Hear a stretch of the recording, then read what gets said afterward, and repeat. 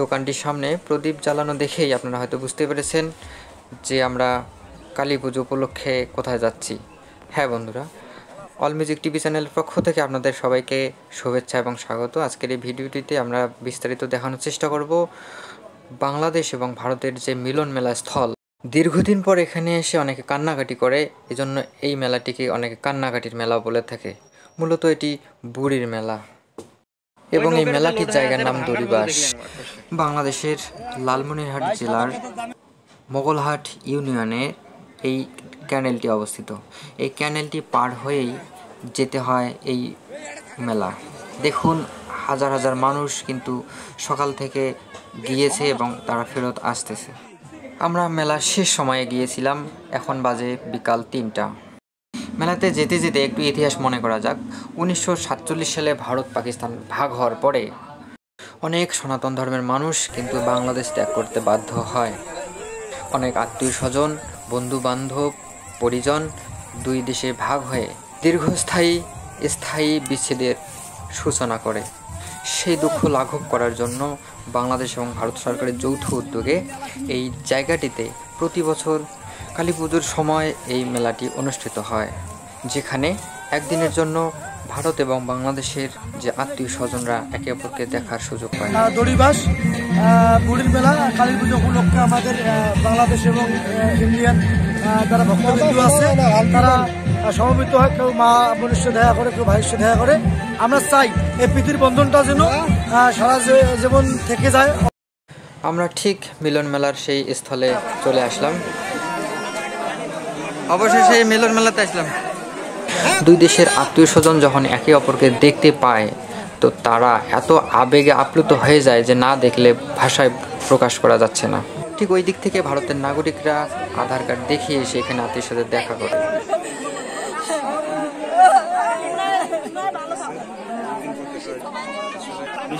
বিশাল বাড়ি কোথায়?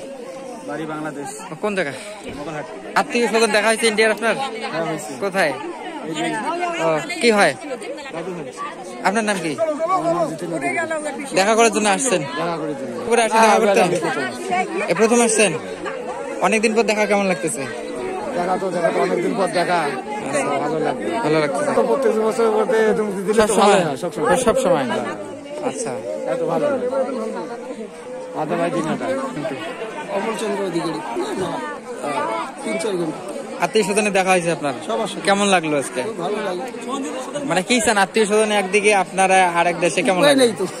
কি করবেন, ভাই এসছে, ভাইয়ের বউ হচ্ছে, বোন হচ্ছে, এই কাকাখালি ভাগনি যাইতে মন চায় না শাড়ি।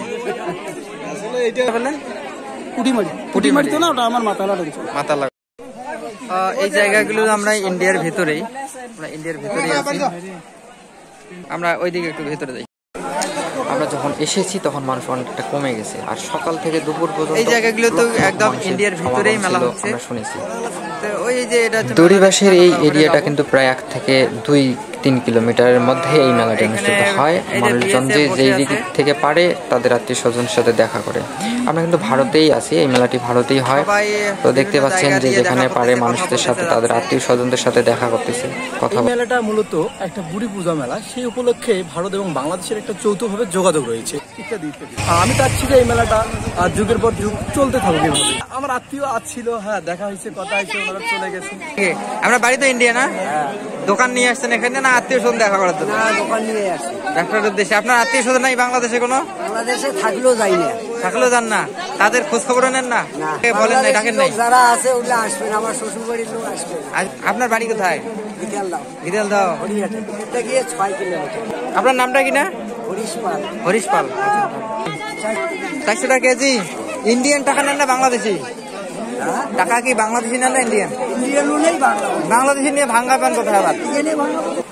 ইন্ডিয়ার ভেতরে হলেও প্রায় তারা 5-7 কিলোমিটার দূর থেকে 10 কিলোমিটার দূর থেকে এসে বাংলাদেশের আত্মীয় স্বজনদের সাথে দেখা করে আমরা বিএসএফদের সাথে মেলার ভেতরে প্রবেশ করছি। আপনি এখানে মিলন মেলাতে আসছেন, কেমন লাগতেছে? ভালো লাগতেছে। আপনার কোনো আত্মীয় সাথে দেখা হয়েছে? হ্যাঁ, দেখা হয়েছে। চলে গেছে না আছে? চলে গেছে।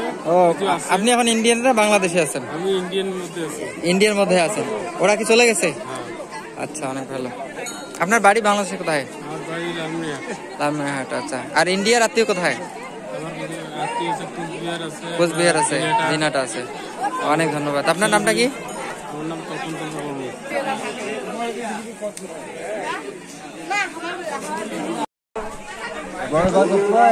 চাষ করছিল, তাক একদম ধরছিল, তাই কিন্তু মরছিল। তখন থেকেই পুজো শুরু, শুরুটা কতদিন আগে? কত বছর? বহু দিন থেকে। এবার খুব ভালো হয়েছে, আবার থেকে 3 গুণ বেশি মেলা মানুষ। আপনি কি এখানে পূজারি? হ্যাঁ, কি নাম আপনার? আমার নাম বিশ্বনাথ বর্মন। বাড়ি ইন্ডিয়াতেই? হ্যাঁ, ভারতে।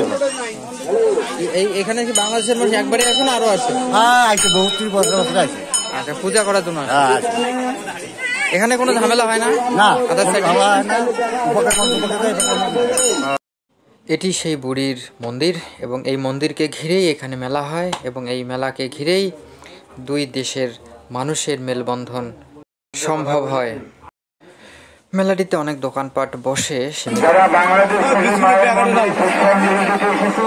বিকেল হওয়ার কারণে সব বাংলাদেশের সবাইকে এখান থেকে যেতে বলছে। আমরা এই দোকানদারটির কাছে জানতে চাইলাম তিনি কোন দেশের। ভাই, আপনার দোকানদার ইন্ডিয়ান না বাংলাদেশি? ইন্ডিয়ান না বাংলাদেশি? বাংলাদেশি। এই দুজনকে জিজ্ঞেস করলাম আপনাদের আত্মীয়র সাথে দেখা হয়েছে কিনা। দেখা হয়েছে আপনাদের আত্মীয়র সাথে? কেমন তো প্রচুর ক্লান্ত। আচ্ছা, আত্মীয়র সাথে দেখা হয়েছে? আত্মীয়র সাথে দেখা হয়েছে আপনার? এই মেলাতে আসা ভারতের দিদি এবং বাংলাদেশের নাতির একটু আবেগের চিত্র আপনাদের সামনে তুলে ধরছি। ভারতের এই দিদি ভাইটি তার নাতির জন্য অনেক কান্নাকাটি করতেছিল।